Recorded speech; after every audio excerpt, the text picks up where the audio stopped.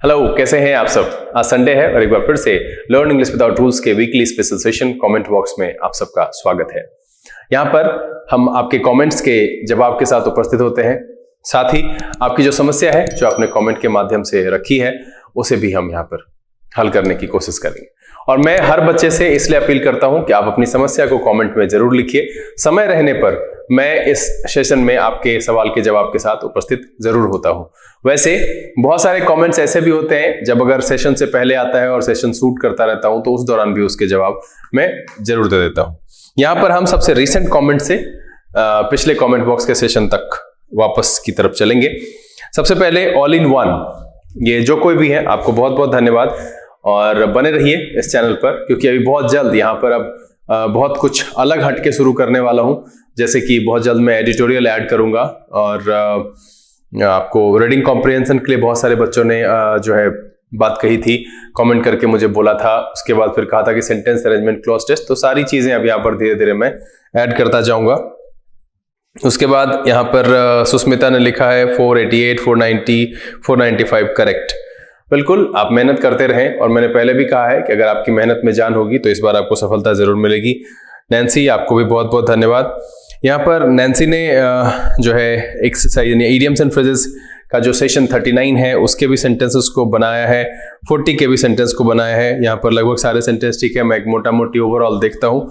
तो यहाँ पर मैं आपसे नैन्सी से एक बात कहना चाहूँगा और सारे बच्चों से ये बात कहना चाहूँगा। पिछले दिन मैंने एक बताया था डेविल्स एडवोकेट, और शायद आपने गौर से सुना नहीं या फिर आप ध्यान देकर के नहीं सुनते हैं। मैंने डेविल्स एडवोकेट को कहा था कि ये मेडाबल लैटिन जो है वहां पर एक वर्ड था एडवोकेटस डायबोली, और उसी दौरान मैंने ये कहा, उसी से ये लिया गया है। और उसी चर्चा में मैंने ये भी बात कही थी कि ऐसा बिल्कुल नहीं है कि इसका हम नकारात्मक मीनिंग लेते हैं। पुराने जमाने में एक पद होता था जो कि उसी के लिए सृजित किया जाता था कि वो आदमी जो उस पद को धारण करता है नकारात्मक बात किसी पक्ष के लिए या किसी बात के लिए, विशेष करके ये धर्म गुरुओं और उस जो है कुछ धार्मिक मान्यताओं के लिए होता था, वहां पर ये बात इसलिए रखी जाती थी ताकि अंदर की बात जो ओपिनियन है वो बाहर आ सके। तो इसको यहां पर ऐसे जो आपने बनाया है कि I am tired of my neighbour as she keeps on playing devil's advocate with everything, यहां पर ये गलत हो जाएगा संदर्भ के हिसाब से। आप इसको नकारात्मक तौर पर नहीं बना सकते, नहीं बनाना चाहिए। सिजान, पहले बना लीजिए फिर आइए, और गांव चले गए कोई बात नहीं है, आप इसको करेंगे तो बिल्कुल आप कर पाएंगे। बनाते रहिए। एग्जामिनेशन की डेट मैं समझ रहा हूं कि डिले हो रहा है, पोस्टपोन हुआ है, आ जाएगा आपकी एग्जामिनेशन की भी डेट, आपने इससे पहले चर्चा की थी। संगम कुमारी ने एक सवाल पूछा है कि सर 71 में हर नोबेल सही है, यहाँ जेंडर क्लियर नहीं है तो हिज होना चाहिए। देखिए संगम, ये बात मैंने जरूर कही थी कि जेंडर क्लियर नहीं है, बट आपने ये गौर क्या नहीं किया कि ये बात मैंने किसके लिए कहा था। ये बात मैंने आपके लिए कहा था कि अगर आपको चुनना है हिज या हर में से कुछ एक, तब आपको ये जस्टिफाई करना है कि जेंडर क्लियर है या नहीं। आप जिस तरीके से किसी दूसरे के द्वारा जो सेंटेंस रखा गया है उसमें अगर आप जेंडर को जस्टिफाई करने की बात करेंगे तब तो हर व्यक्ति द्वारा बोला गया जो हर होगा या सी होगा वो गलत होगा। ऐसा कुछ भी नहीं है, क्योंकि आपको वो जेंडर क्लियर नहीं है, बट वहां पर संदर्भ में जो बात है वहां पर ये बात उस लाइन में कही गई है कि भाई वो जो नॉवेलिस्ट है, जो राइटर है, वो फीमेल है वहां पर, तो उसमें कोई दिक्कत नहीं है। आपको वहां पर ये देखना है कि जब आपको चुनना हो, ये ध्यान है कि मैंने ये आपके लिए कहा था कि जब आपको चुनना पड़े, आपको सेंटेंस में फिल इन द ब्लैंक्स को पूरा करना हो, तो उस दौरान अगर क्लियर नहीं है तब आप वहां पर जो है हिज को लिखेंगे कि जब जेंडर जस्टिफाइड नहीं होता है, क्लैरिफाइड नहीं होता है, तो वहां पर हम मेल लेते हैं। लेकिन आप ये कैसे कह सकते हैं कि किसी के द्वारा दिया गया एक सेंटेंस उसके बाद भी तो कुछ और हो सकता है। क्योंकि पूरी स्टोरी वहां पर नहीं है तो आप ये चीज उसको गलत नहीं कह सकते। वो एक लाइन है, उस लाइन में उसको गलती है तो आप ये मानकर चलेंगे कि जिस राइटर की बात कहा गया है वो राइटर फीमेल है। हम तो यही मानेंगे भाई फीमेल के लिए हर लगाया, हम हर देख करके समझ जाएंगे फीमेल है। लेकिन ये जो सावधानी जो बात है, एक्चुअली ये मैंने क्लास में आपको बताया है, और जो चर्चा मैंने की थी कि जब जेंडर क्लियर ना हो तो जो है मेल प्रेफर, मैस्कुलिन प्रेफर करते हैं, वो एक्चुअली आपके केस में, मेरे केस में जब मैं चुनूंगा, मैं लिखूंगा, तब वो ध्यान रखेंगे। अगर दूसरा कोई वैसा लिख करके दिया है तो उसको हम गलत नहीं मानते हैं और इसीलिए वहां पर वो एरर नहीं है, क्योंकि वो उसके हिसाब से उसका ओपिनियन है। हो सकता है वो राइटर फीमेल हो। तो मुझे लगता है कि मैं कंफ्यूजन आपकी दूर कर पाया हूं। और शिवम, आपको भी बहुत बहुत धन्यवाद कि आपने 39 और 40 बनाया है। और इसमें जो पहला सेंटेंस आपने 40 के लिए लिखा है डेविल एडवोकेट, ये गलत है, डेविल्स एडवोकेट वहां पर होगा। बाकी और सारे सेंटेंसेस को देखिए, एक दूसरे का सहयोग करिए और यहाँ पर जो है सेंटेंसेस बनाइए। जिन लोगों ने नहीं बनाया है वो बनाइए जरूर। अब यहां पर एक बात मैं आप सबसे विशेष करके कहना चाहूंगा कि मैंने सेंटेंसेस बना करके कमेंट में लिखने के लिए कहा था और मैंने इसका कोई आसान रास्ता आपको अपनाने के लिए नहीं कहा था। मैंने ये नहीं कहा था कि आपको सेंटेंसेस www.google.com में जाकर के कुछ करके लाना होगा, क्योंकि आप ये समझिए कि मैं आपका शिक्षक हूं और मैं आपके कदम समझता हूं। आपके सेंटेंस का जो कंस्ट्रक्शन होता है, जो उसकी बनावट होती है, उसको देख करके मैं समझ जाता हूं कि ये आपके अपने सेंटेंस है या नहीं है। तो प्लीज, मैं यहां पर नाम नहीं ले रहा हूं किसी का भी, जो कोई भी अगर ऐसा कर रहे हैं तो आपको अगर ये लगता है कि सर को पता नहीं चलेगा, सर थोड़ी ना कमेंट पढ़ते हैं, तो आप समझिए कि मेरे चैनल पे जो भी लोग हैं, मैं बस इस चीज को लेकर के उसके साथ जुड़ा हुआ हूं। कमेंट को भी रेगुलरली पढ़ता हूं, आपकी समस्याओं को मॉनिटर करता हूं और यहां से कोशिश करता हूं कि एक हेल्दी कंटेंट आपको मिले, साथ ही आपको लर्न इंग्लिश विदाउट रूल्स की तरफ से वो मदद मिल पाए जिसके लिए आप यहां पर जुड़े हुए हैं। तो उस लिहाजन मैं ये सारी चीजें देखता हूं और ये काफी डिसअपॉइंटिंग है और एम्बैरेसिंग भी है कि आप जैसे समझदार लोग अगर किसी दूसरे के बनाए हुए सेंटेंस को लेकर के यहां पर लिख देते हैं, किसी सोर्स से लेकर के लिखते हैं, तो फिर आपको याद नहीं रहेगा। आप ये समझिए कि मैं आपसे मेहनत खामखा नहीं करवाना चाहता हूं। मैं बस ये चाहता हूं कि जब मैं इडियम्स एंड फ्रेजेस या कुछ भी मैं आपको बताता हूं, मैं हर एक सेशन में कहता हूं कि रेफरेंस बुक से या किसी सोर्स से आप प्रैक्टिस जरूर करिए। तो मेरे कहने का मतलब ये होता है कि जब आप उसको प्रैक्टिस करेंगे ना, तो वो आपके जहन में लंबे समय तक बना रहेगा और आप भूलेंगे नहीं। क्योंकि अगर आप एक सेंटेंस बनाते हैं तो उस वर्ड को कई तरीके से तोड़ जोड़ करके सेंटेंस में एडजस्ट करने की कोशिश करते हैं, आप उसके लिए सर्च करते हैं। अब ऐसा नहीं है कि कहीं से भी सेंटेंस उठा लिया और लिख दिया।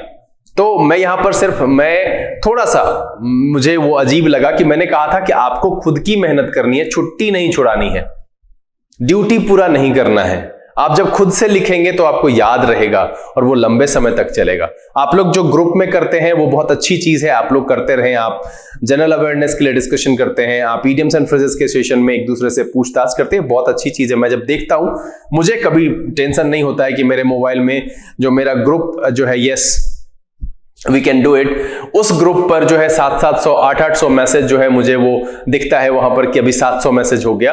मुझे इस बात से कभी बुरा नहीं लगता है। बहुत सारे लोग इसको देख करके शायद ग्रुप को छोड़कर चले भी गए कि इतना ज्यादा मैसेज आता है। भाई साहब, वहां पर कोई कॉमेडी या क्या कहते हैं, कोई जोक्स नहीं आते हैं, सारे इंपॉर्टेंट हैं और अगर आप किसी खाली समय में उसको पढ़ेंगे भी तो बहुत सारा ज्ञान आपको मिल जाएगा।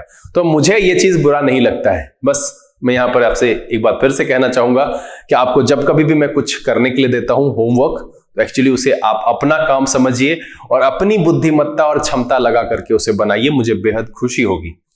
बस मैं आपसे इतना ही कहूंगा, ध्यान रखिएगा इस बात को और समझ ही गए होंगे कि मैं क्यों कह रहा हूं और किन किन लोगों ने ऐसा किया है।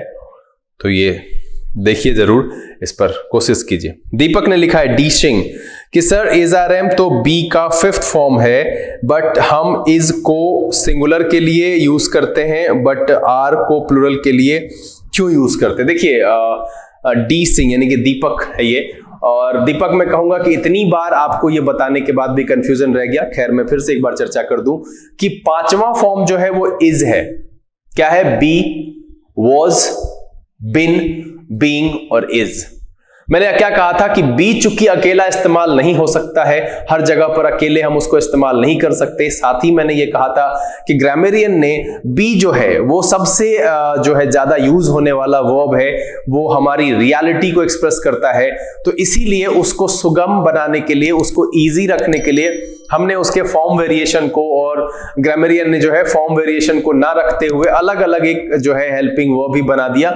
कि कहा कि अगर आपको पास्ट के लिए यूज करना है then you have to use was for singular, और प्लूरल के लिए क्या करेंगे तो फिर मुझे बी पर जाना पड़ेगा, तो वो अजीब सा सेंटेंस हो जाएगा। इसलिए वहां पर उन्होंने कहा कि नहीं, आप इसके लिए वर रख लो। उसी तरीके से 5वां फॉर्म है इज, बट हम बी का प्रयोग हर जगह नहीं कर सकते हैं, इसीलिए प्लूरल के साथ हमने जो है ग्रामरियन ने मुझे आर दिया और इसलिए हम प्लूरल के साथ आर यूज करते हैं। क्योंकि आई को हमने ना प्लूरल की कैटेगरी में रखा है, मतलब ग्रामरियन ने ना प्लूरल की कैटेगरी में रखा है ना सिंगुलर की कैटेगरी में रखा है, इसलिए उसके लिए एक स्पेशल हेल्पिंग वर्ब जो है एम का चुनाव किया गया।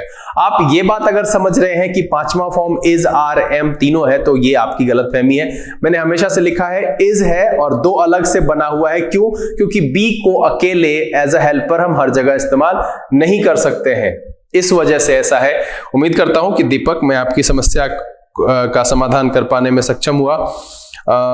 श्रेया आपको बहुत बहुत धन्यवाद। बनाते रहिए, रेगुलर रहिए, क्योंकि नियमित अभ्यास से ही आप किसी चीज पर महारत हासिल कर सकते हैं। और ऑब्जेक्टिव एग्जामिनेशंस जहां कहीं भी है वो नियमित अभ्यास से ही जो है उसमें सफलता पाई जा सकती है।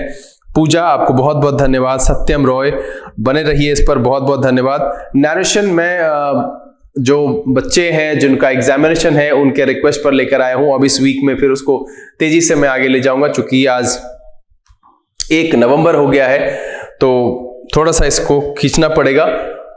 चैनल के साथ बने रहिए, वीडियो को शेयर कीजिए, क्योंकि इस पूरे 10-15 दिन में जो वीडियोस की स्थिति है, जो व्यूज है, वो काफी निराशाजनक है। मैं आपसे बस इतना ही कहूंगा कि आप अपनी तरफ से बस अपना एफर्ट इस चीज में लगाइए कि ज्यादा से ज्यादा लोगों तक इसे पहुंचा दें, और आपको जब ये मिलता है तो ईमानदारी से शुरू से अंत तक जरूर देखें। इतना तो कर ही सकते हैं आप, ये आपके लिए फायदेमंद है, और ऐसा करेंगे तो मेरा भी मनोबल ऊंचा रहता है। क्योंकि जब मैं कुछ लेकर के आता हूं, मैं कोशिश करता हूं काफी शोध, काफी जांच परख करने के बाद मैं लेकर के आता हूं कि आपको क्या फायदेमंद होगा आपके लिए। तो इसीलिए शेयर करने में कोताही ना बरतें।